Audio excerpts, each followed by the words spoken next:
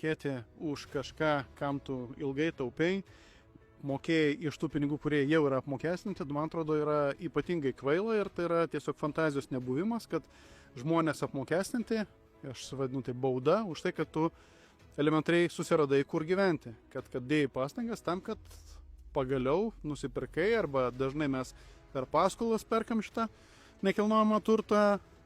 Tai yra taip labai lietuviška turėti savo, netgi nebijant lysti tokias tikrai didelės drakoniškas paskolas, bet mes darome taip yra mums iš esmės priimta mūsų kultūrai ir apmokestinti už tai, kad tu dirbi kartais ir papildomus darbus tam, kad sumokėtų už tą būsto paskolą, už tai dar mokėti nekilnojamo turto mokestį yra absoliučiai kvaila, nepritariu visiškai.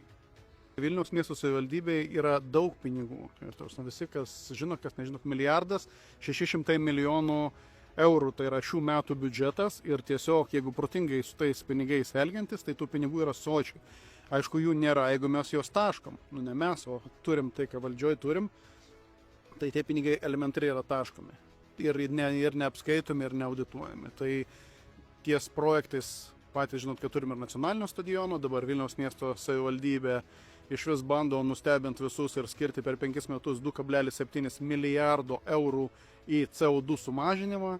Tai kalbėti kartu apie kažkokį mokesčių pakelimą neva miestams reikia ir tuo pačiu dėti tokius milžiniškus pinigus į tą tikrai orinį ir tokį deklaratyvų CO2 sumažinimą, čia irgi man tarpusai visiškai nedera.